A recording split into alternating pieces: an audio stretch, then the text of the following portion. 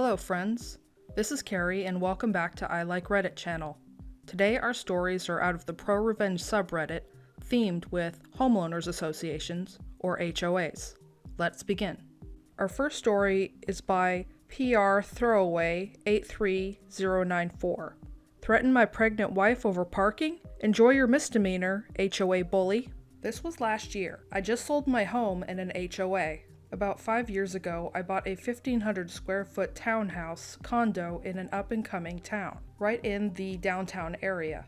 This is a valuable property with home prices having increased 35% since I purchased it. This was a wonderful area in walking distance of everything I loved as a single bachelor. When I moved in, all my neighbors were wonderful. We all got along great, except for one person. She belonged to the HOA board, but was moving on because you could only serve for 8 years. We all called her Gimpy J. Gimpy J is a 65-year-old widow whose husband died unexpectedly from a heart attack. She met a man online and moved in, and I was happy for her. Talking to my passive neighbors, I hear bits and pieces of why things are at the HOA because of Gimpy J and another woman who has since moved out because of her age. On the board, the two would bully residents. They changed the landscaping from mulch to pine needles. They stopped upkeep on the pool deck because they hate kids. They reported one house for anything and everything because the kids were too loud. She bullied a woman with MS because Gimpy J was feeding feral cats and attracting raccoons, possums near our homes, and animal control was called. Residents did not like her. I got married, and wife had been living with me for 2 years now at this point. We were very happy. During this time, Gimpy J had been spending more and more time with her boyfriend. He lives about an hour away from our house in the country.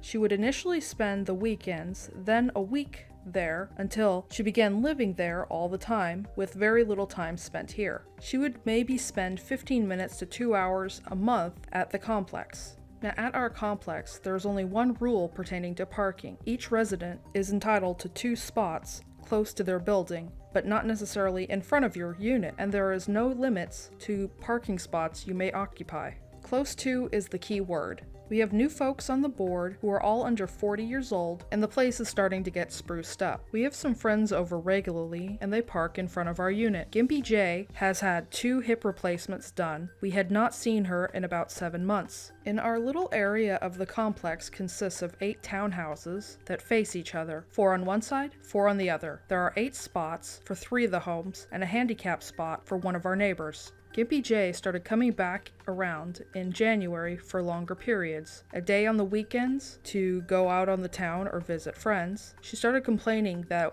we were in her spot. Again, there are no assigned spots. We were willing to move our friend's vehicle for her to another empty spot, that is until she started occupying 2 spots at the same time with her vehicle. This behavior continued as she would come in taking 2 spots anytime she was here. The rules in the master deed says no vehicle can take more than 1 spot without written permission from the board of directors or property management group and cannot continue for more than 2 days without permission. This was to account for residents moving in and out. Suddenly that spring, my wife had a medical issue and was hospitalized for 4 days and on disability for 8 weeks. My mom was the only family member on both sides that had the capability of coming down to where we live and help us out. She drove down and we needed to occupy 3 spots. We promptly let our property management company know and the board of directors know what was happening, providing them with my mom's make and model and plate number, and that she would be here for 6 to 8 weeks, just in case anyone had an issue. Gimpy J's first time home in 6 weeks, and we had a car in front of her house, but she had room for her vehicle. She marched over and banged, and I mean, it was loud, on the door demanding we move our car, and tried to open my front door and walk into my house. Yes, she tried to enter my home. It shook my dog, who peed herself. It was that loud, who in turn growled and chased her out. I promptly told her there was no assigned parking and the rule is 1 car, 1 spot. We would move a car out of respect one last time and saw she occupied 2 spots with it per usual. The next time it happened, 2 weeks later, we refused to move our vehicles. We also began taking pictures for our records and communicating with our HOA about Gimpy J's erratic behavior. She continued to arrive, bang on our door, scream at us for having a car parked in her spot. One time banging on the door, she dented the frame with her keys. A few additional times, when we were not home, she would come in, park, occupying 2 spots. I would take more pictures for my records in case something happened because of her erratic behavior. Finally, it happened. About this time last year, I was at the gym and I get a call from my mom and my wife, frantic that someone is going to tow my wife's car. I drive home as fast as I can, and it's Gimpy J's boyfriend's son and his girlfriend, whom I have never met. This a-hole, who doesn't live here, has no business here, is screaming at us and insulting my pregnant wife and mother. Mother-in-law pays XXX dollars a month for these spots, and you jerks are breaking the rules. I'm gonna tow that SUV there. All while drinking beer. Now we know he can't do anything except scream and try and intimidate us outside. He calls his mother-in-law, who is not married to his father, about the situation. Gimpy J drives an hour to our complex. When she gets here, she parks her car behind all 3 of ours and gets out, blocking us in. I have had enough. I quickly snap some pictures, call the police. I would not feel unsafe or harassed in my neighborhood by people who don't even live here or are barely there. Gimpy J realizes I called the police and moves her car. I print out all my documentation, pictures, communications with the HOA. I shower quickly because I'm disgusting from the gym. I throw on a nice polo shirt and shorts. My pregnant wife sits in her rocking chair and my mother sits calmly at the kitchen table. The police arrive and we can see them hollering, waving their arms wildly and screaming. The police come to the door and we kindly open up. Gimpy J tries to walk in before I block her and ask her to leave my property. I invite the police officer inside. We apologize that we even called them over something so petty, but our neighbor is acting crazy and her behavior has been escalating. We explain what is happening, show them the communication between the HOA, and show them pictures. The officer quickly has had enough of these white POSs. He imposes a no trespass order on my porch and will not let her near our property. If she steps a foot on our walkway, she's in violation of the order and she will be arrested. We watch him go back out and explain calmly to her and she starts screaming along with her boyfriend's kid and his girlfriend. This goes on for a while and the officer calls for backup and a second unit arrives promptly. Gimpy J promptly declares it's community property too and she pays all her fees, and that he can't do anything because everything is community property outside of a home. She goes and marches up to my stoop and he arrests her and charges her with disorderly conduct and harassment. The police tell Gimpy J's boyfriend's son to go home. He gets in his truck with his white trash girlfriend and they drive off. As soon as he hit the road outside of the complex, the second police officer pulls him over for a DWI. That's right, the drunken guy screaming at my wife and mother had been drinking the entire time and was loaded. The police couldn't do anything in the complex, but they could hit him as soon as he hit the main road. Both of them were hauled off to jail, and we stopped hearing from them about parking. 2 days later, Gimpy J and her boyfriend show up to the complex, and they park her boyfriend's car in our lot and leave it, parked in one spot to ensure it's hers. Well, they drive off and we don't hear from them in a week and no one's home. Since Gimpy J's boyfriend does not live here and his car is abandoned, I called the HOA to report it. They came and towed his SUV. Gimpy J put her house on the market 8 weeks later. The story was less about a HOA acting badly and more about a neighbor who was acting like a jerk towards their neighbors and thought that if you bully people you can get your way as far as the parking situation goes, but also including the actual homeowners association board. I'm glad this woman ended up being put in her place by the police and selling her home. On to our next story. Our second and last story is by Ari Marsmaken. Neighbor kept reporting me to the HOA for petty things. Opportunity knocked to pay her back, and I took it. I found out today that my revenge was complete, so I came here to share it. My neighbor, who we will call Christy, would report us to the HOA for literally everything she didn't like. Trash cans still on the street at 5 p.m. on trash day? Reported. Kids bike outside while the kids are still playing? Reported. Didn't mow this weekend? Typically I did this on Monday nights. Reported on Monday morning.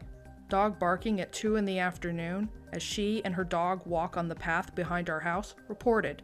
In many cases, these were not issues covered by the HOA, but due to repeated reporting, the board did fine us, and I had to go and spend the evening waiting through a 2-hour meeting to have them removed. This kept happening and was driving me nuts. Both my wife and I spoke to her and tried to find out why she felt this was okay, and she told us, "You'd need to just do a better job of being a good neighbor." Fast forward to early this summer. She posts on the neighborhood website sharing a video about the anti-vax movement. In general, the replies are pretty aggressive about telling her that she's full of it, but she keeps pushing back and leading to a super long post about how we are all in the wrong and we should listen because she's a doctor. She signs it, Dr. Christie, last name, naturopathic physician. At this point, I am mostly just wondering what the heck any kind of doctor would have against vaccines. This makes no sense to me, so I start digging. I did find that Christie was listed as a doctor on sites where you could find physicians. I dug more into what exactly a naturopathic physician was and found that in my state of Colorado, they were regulated and required to maintain a license to practice. I checked into it and found out the following. 1. Christie was not in the state database of naturopathic physicians. 2. The board who regulates it has an online reporting tool. At this point, I took all the information I had, grabbed screenshots, and checked my timeline and reported her as claiming to be a naturopathic physician when she wasn't one. I then followed that up with a post on the neighborhood website. This is a hot button topic for me, and because of that, and Christie signing her post as Dr. Last Name, I had to dig some. I, for one, am a huge fan of including whole person treatment. I think doctors of osteopathic medicine are wonderful as they work to integrate whole health into the picture with well-researched and the best medical practices. Naturopathy less so, which is the problem here. One researched article here breaks down a lot of the issues quite well. It's almost 13 years old, but still quite good for explaining the valid concerns. I further checked as Colorado does regulate naturopathy, and I could not find a Dr. Christie last name listed there. My thought was that it is entirely possible she holds a license to practice in Colorado and my search wasn't working. But even just searching her first name or the zip code or my town or town near us provides no results for Christie last name. There are 2 naturopathic doctors in town near us. I used this search here and this page here.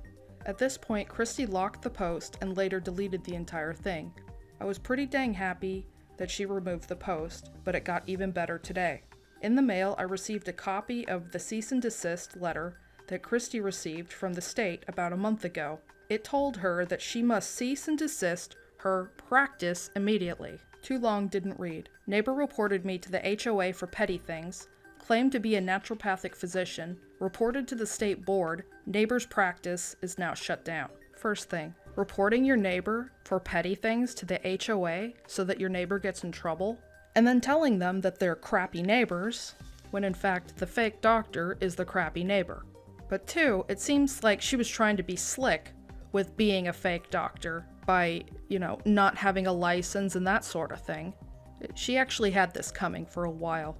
The thing I'm most curious about is whether this neighbor actually was brought up on charges for fraud and practicing medicine without a license. Anyway, that's all the stories I have today. Please stop on by Reddit to show the OP some love and an upvote. Links to the original stories will be in the description box below. If you enjoy my content, please like and subscribe to my channel. Don't forget to hit the bell notification to let you know when I've uploaded new content. Thank you for watching and have a great day.